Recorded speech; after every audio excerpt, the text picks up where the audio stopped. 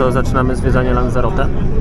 Wyjechałem z Arrecife, bo no tam nie ma za wiele, a korzystając z tego, że mam couchsurfing, no to stwierdziłem, dobra, to poświęcę jeden dzień na zwiedzanie tego kosmicznego otoczenia.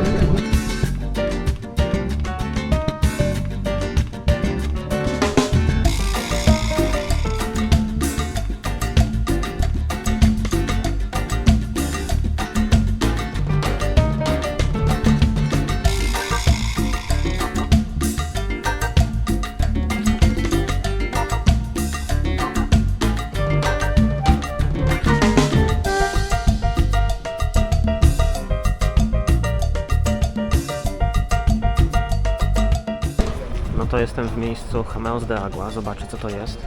To jest kolejka. Bilet drogi jak jasna cholera. Trochę mi się to nie podoba, no ale zobaczymy, jak to będzie wyglądało. Tutaj ludzie polecali mi, żeby odwiedzić to miejsce.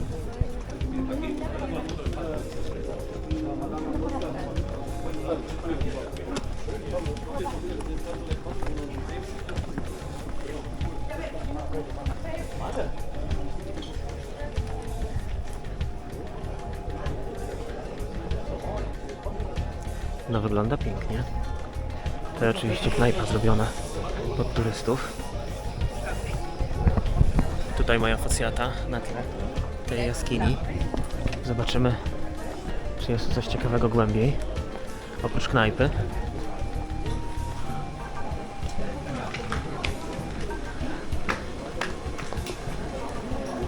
Zwykle w takich sytuacjach, jak coś jest skomercjalizowane, no to mówię, knajpa jak knajpa. No w tym momencie nie mogę tak powiedzieć. Jest tutaj zrobiona w takich jaskiniach. Po wulkanie. No wygląda to naprawdę interesująco. Tam dalej. Nawet, że pokażę wam lepszą rzecz. Tutaj jest nawet zrobiona toaleta wewnątrz tych jaskiń powulkanicznych. Aż wejdę głębiej, zobaczę.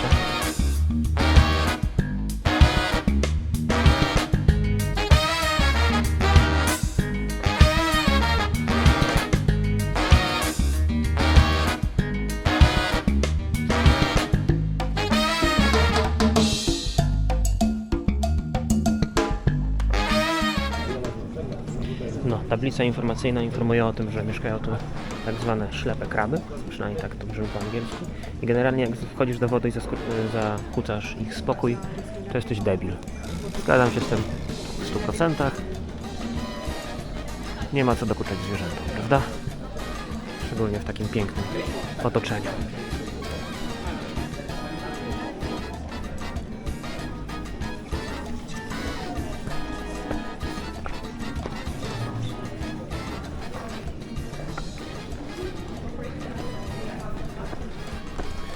Tutaj co jest? A nie, to są drzwi. Dobra.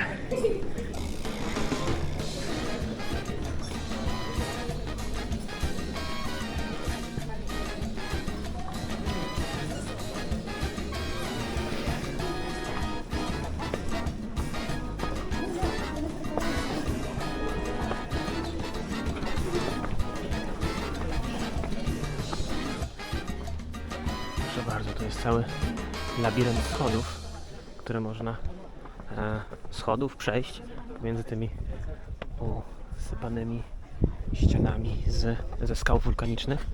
No, tu widzę kolejne toalety, ale też mają swój urok. O, tutaj muszelki pod tą wielką skałą.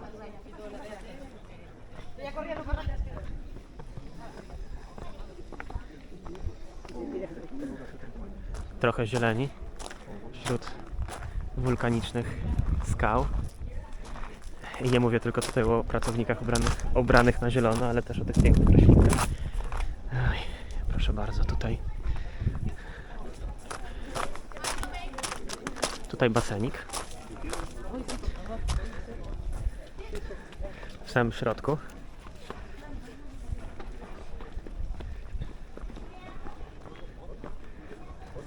Tam też widzę jakieś schodki, ale to pewnie wszystko tu prowadzi już do wyjścia.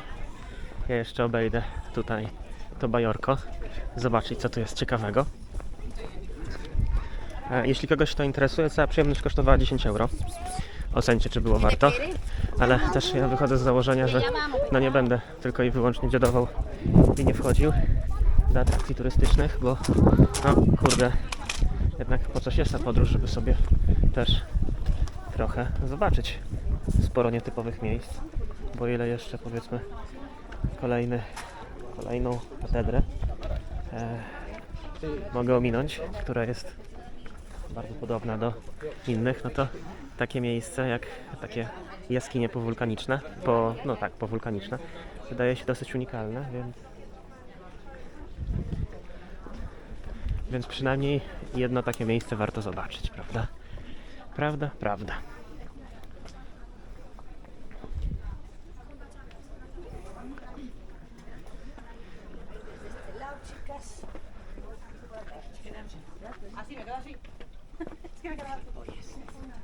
Foto. Hemos cambiado de dedo, ¿sabes, no?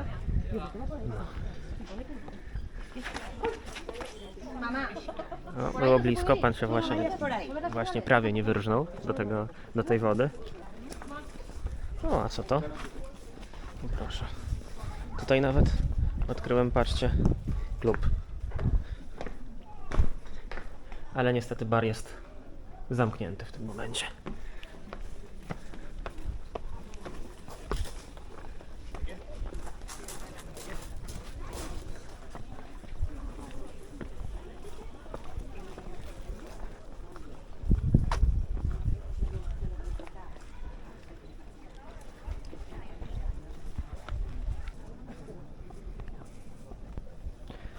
Tu koło tych pięknych roślinek wchodzimy wyżej. Zwróćcie uwagę, jaki to jest nawet nie ziemia, ale też nie piasek. To jest żwir po tych erupcjach wulkanicznych.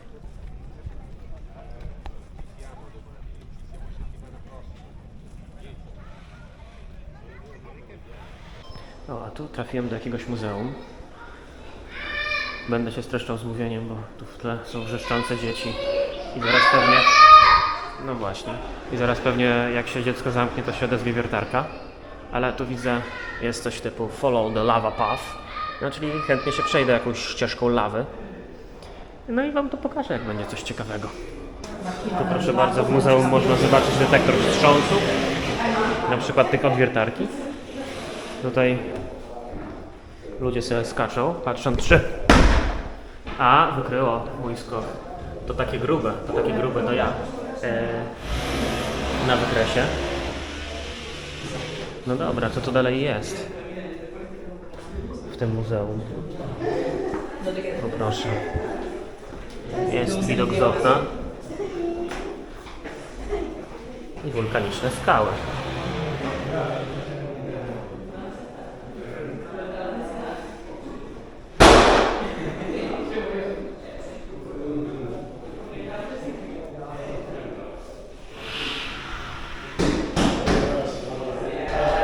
O, jest nawet pieprz, nie?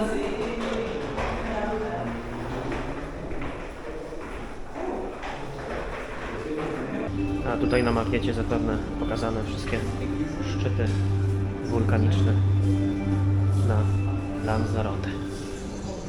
O proszę, a tu możemy się poczuć, może odtworzyć sobie, jak wygląda taki wulkaniczny lej.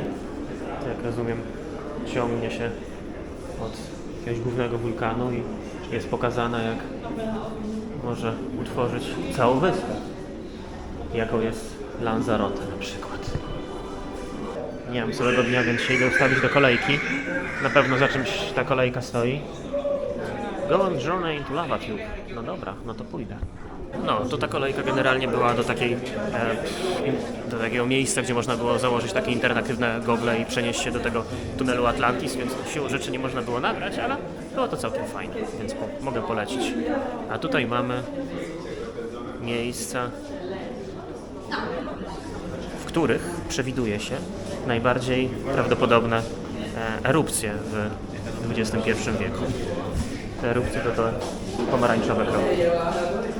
No proszę, jak widzicie, troszeczkę w Azji i troszeczkę w Europie i Afryce, natomiast cała masa od Australii przez południowo-wschodnią Azję, aż po Kamczatkę, Alaskę.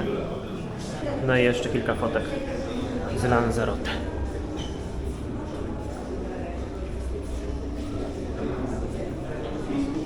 Słuchajcie, czego się dowiedziałem. Lanzarote jest tak podobne do Marsa, że tutaj nawet prowadzą badania pod kątem możliwości przeżycia na Marsie, gdyż no, warunki są przynajmniej geologiczne na tyle podobne, że można tego typu eksperymenty robić.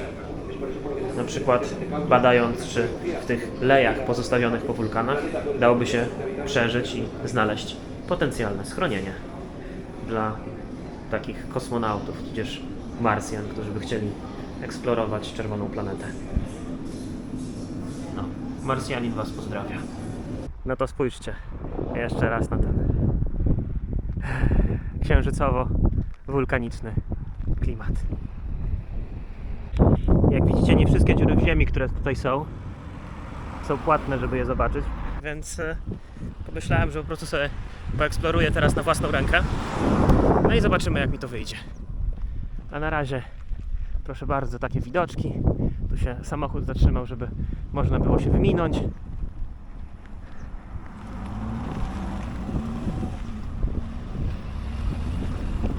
Się ruch zrobił, nie?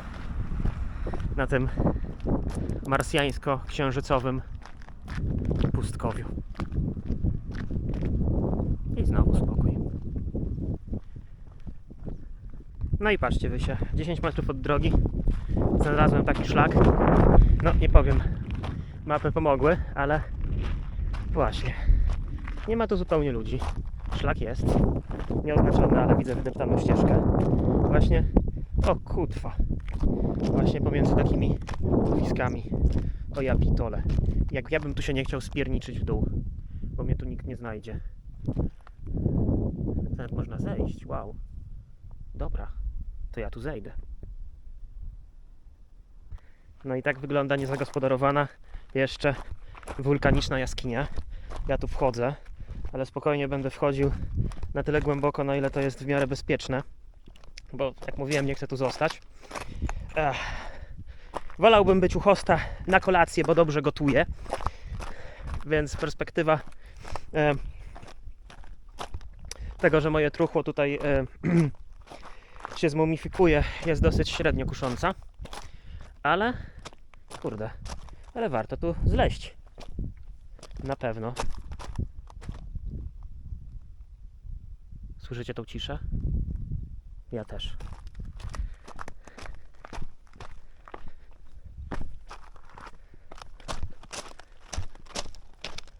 Także oto wulkaniczna jaskinia od środka.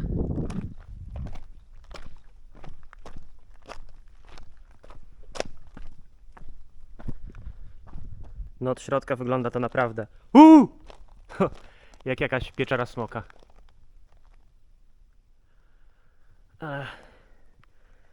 Słaba ze mnie księżniczka, więc raczej nic mnie nie będzie chciał zjeść. Dobra, wracam na górę, chociaż to jest dosyć fajnie i chłodno. I zobaczymy dalej, jak jeszcze sobie jaskinię odkryję. Chociaż teraz to już przyszła mi ochota na wulkany i widoki plaż. No to mamy kolejne urwisko, ale tu praktycznie nie było do niego ścieżki, więc namęczyłem się już tyle, że wracam do drogi i jadę na kolejne punkty widokowe. Dałem sobie spokój z kolejnymi jaskiniami i właśnie po takich skałach przyszło mi chodzić. Ja pierdzielę. No powiem wam, że to jest dosyć męczące, ale no mam nadzieję, że już jest niedługo droga i dalej będę łapał już autostopa na kolejne punkty widokowe. A na razie po prostu pokazuję, jak to wygląda, po jakim no mordorze przyszło mi chodzić. Jakbyście się zastanawiali, to te małe krzaczorki, które są porozdzielane takimi kamiennymi płotkami, to są hodowle wina. Mówię wam, uwierzcie na słowo, tak tu właśnie hodują winogrona za płotem kolczastym w takich boksikach. Spójrzcie tylko na to. Ten punkt widokowy nazywa się Mirador del Rio i no, zupełnie nie żałuję tego, że tutaj dotarłem. Ślicznie to wygląda. Te chmury to wszystko. Chyba mam wrażenie, że wszedłem od złej strony, bo to wszyscy idą w drugim kierunku, ale co z tego? Patrzcie, jak to jest cudownie.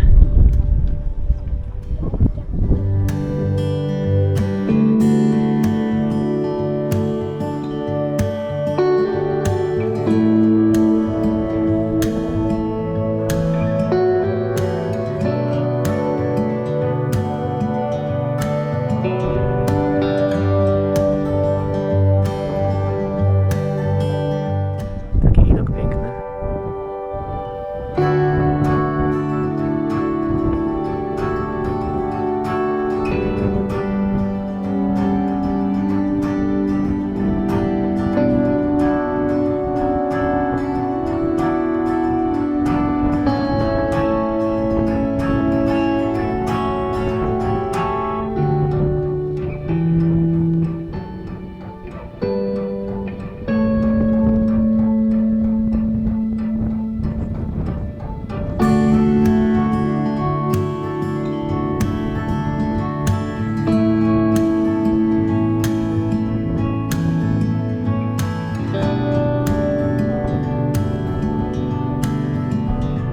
Punkt widokowy, który do znudzenia będę nagrywał, nazywa się Mirador del Rio, czyli widokowy na rzekę. Zresztą, słuchajcie, nie jest żadna rzeka, to jest Atlantyk. A tam po drugiej stronie to jest wyspa, która nazywa się Graciosa. A tam dalej polowisko i plaże. I dalsza część wyspy. Czy jak to woli tego naszego małego, słodkiego, uroczego Mordoru. No jest jeszcze trochę ładnych widoków. Tam za zakrętem będzie chyba ich jeszcze więcej. No i to jest widok za zakrętem. W sumie fajnie.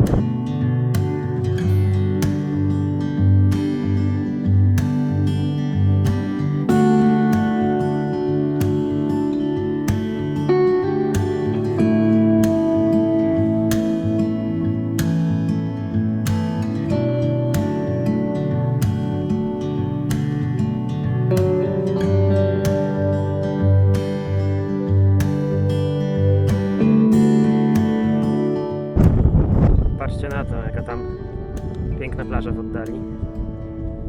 Można by nawet na nią pójść, prawda? Taki czarny piach i tak dalej. Problem polega na tym, że nie wiem, czy widzicie tą ścieżkę, tam tych ludzi w oddali, a przybliżę nawet. Popatrzcie, to jest taka ścieżynka, dosyć stroma. I tą stromą ścieżynką, tam po tych skałach, hop, hop, hop się schodzi. Tam dalej, gdzie jest ta taka jasna linia, no właśnie ta, idzie się do plaży. I powiem wam szczerze, że jak teraz jest już 16, to tak średnio mi się chce iść. Więc cóż, może uda mi się ogarnąć jeszcze jedną plażę dzisiaj, taką, do której jest dojazd bezpośrednio drogą. Cicho wszędzie, głucho wszędzie. Co to będzie na tym księżycu?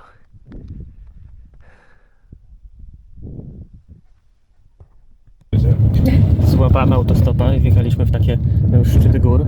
No, wygląda to pięknie, trzęsie niesamowicie. A od czasu do czasu koło nas jest przepaść. O, jaki to leł. Więc są przeżycia. I są też piękne krajobrazy. Proszę bardzo, tu mamy piękne kwiatki, a tu trochę większe roślinki. I tak sobie idę. Złapałem stopa do Airy, miejsca, w którym mieszkał właśnie ten Cezar Martinez. To był, chyba wspominałem, ale najwyżej powtórzę się jeszcze raz, architekt, rzeźbiarz, wizjoner, który właśnie poprzemieniał te wszystkie leje wulkaniczne w takie piękne atrakcje turystyczne. Widzieliście to już przecież dzisiaj? No, taką zamienioną przez niego i taką niezamienioną, jak poszedłem sobie na dziko. No, a teraz zmierzam na jedną z plaż. Trochę coś czuję, mi to jeszcze zajmie, no bo bez łapania stopu oczywiście się nie obejdzie, ale zobaczymy. Jestem na dobrej drodze. Niektórzy się zatrzymują. Słuchajcie, dotarłem na plażę Famara. Naprawdę rzut beretem, bo i już się bateria kończy i się kończy już dzień. Ale polecano mi tą plażę, żeby tutaj wskoczyć. Plaża jest dla surferów. Więc pozdrawiam wszystkich, z którymi kiedyś byłem na obozie surfingowym. Tutaj, no nie powiem, jest ładnie. Nie chcę się rozgadywać z komentarzem, bo i tak zaraz mi bateria urwie w pół słowa. Więc co ja tu będę pierniczył od rzeczy. Patrzcie sami, jak tu potrafi być ładnie. A tu panu wystaje łepek z tutaj takich bunkrów, które są porobione na plaży. A ja przejdę się tutaj brzegiem. O wow, ale mi się trafił w ogóle autostop. Myślałem, że wiecie, tam już naprawdę była boczna droga.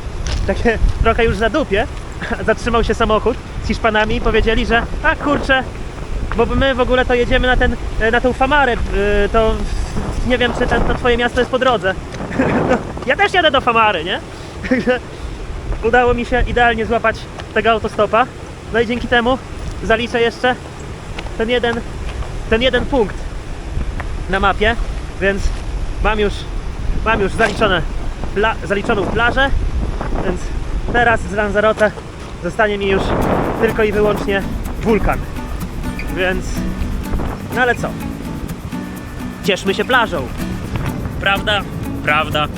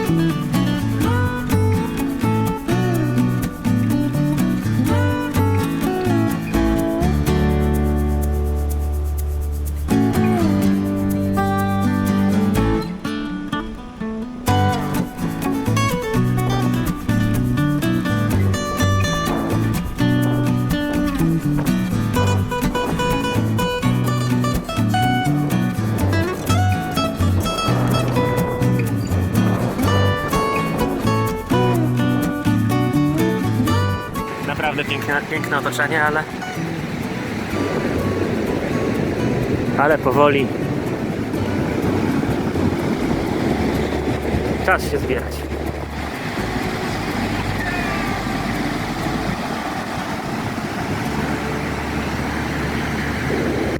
A tutaj jeszcze ciekawostka, takimi właśnie grajdołkami, nie wiem czy widzicie, jest usypana cała plaża, tu sobie ludzie koczują za nimi. W niektórych tam, gdzie było bardziej kamieniście, w ogóle nie ma piachu w środku, to sobie tak leżą. Troszeczkę wygląda to jak gniazdo karabinu maszynowego, jak są tak ludzie zasłonięci od wiatru, no ale co? Też ciekawe, nie? W Polsce czegoś takiego nie ma. O, nawet sobie podejdę do jednego takiego grajdołeczka. No i właśnie, gdybym był nastawiony na plażowanie, to bym sobie, proszę ja was, właśnie siadł na czymś takim, w taki sposób, ułożył się, rozłożył ręcznik i plażował. Piasek jest jeszcze ciepły. Kusi. Tutaj kolejna mała farma tuż przy szczycie góry, a tutaj jeszcze więcej kosmiczno-wulkanicznych krajobrazów. Tym razem już powoli o zachodzie słońca.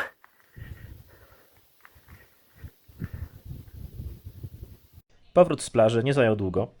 Zaczekałem 10 minut i zatrzymał mi się samochód, który jechał bezpośrednio do Arrecife. No, miałem dużo szczęścia, bo już zaczynało się robić ciemno, więc po ciemku byłoby mi bardzo ciężko wrócić. Szczególnie, że no, na wyspie nie kursowały żadne busy, akurat stamtąd, o tej porze, więc cóż. Udało się, więc byłem bardzo zadowolony. Kolejne dni spędziłem w Marinie, pytając o możliwość przeprawienia się na kolejne wyspy, a być może nawet już na Karaiby lub do Brazylii. Wiele osób polecało mi, żebym przeniósł się na południową część wyspy, do mariny w Rubikonie. Znałem już wszystkich w Arrecife, więc stwierdziłem, że to całkiem dobry pomysł.